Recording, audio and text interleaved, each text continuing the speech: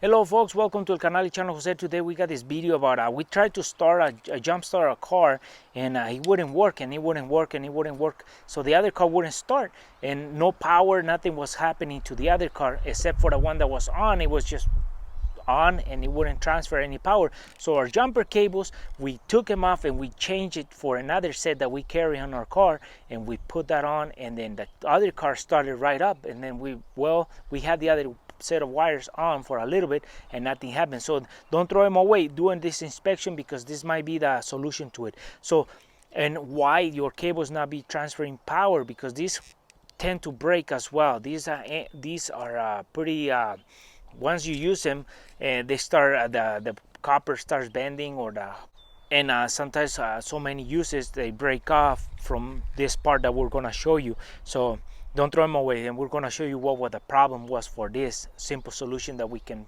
do to this too as well. So jumper cables, with time they start wearing down, and we start putting tapes in some parts, and then they still work, but it gets to a point where we found out why this set wasn't transferring any power, and we gonna open the jaws and we're gonna show you.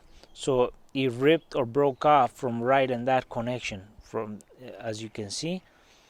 So it broke off, and then we're getting no power because there's no physical connection to the negative of one battery to the other car. So the simple solution is splitting the copper tabs, getting the piece of wire out, exposing more copper, and then putting it right there and then compressing it. And at the other point, we're gonna put tape on this side to keep it from sliding out. So this is a simple solution for a set of wires that have been damaged. So don't throw them away. Do that inspection, because you might be plugging it into a car and then they don't transfer power, and that might be the reason why, because they're broken off and there's not transferring power because of that.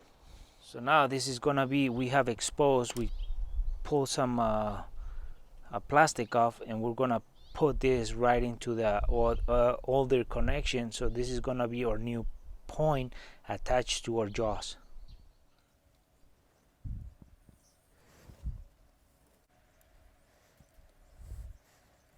And well folks, we have fixed our problem. We just put in some solder in there so it keeps it a full connection, and we have put a zip tie so it keeps it open while we're doing this work. So with that, we're gonna test them and see how this goes, and we shouldn't be able to have any problems now. Simple fix. And well folks, this was a simple solution to a simple problem, but it can create headaches.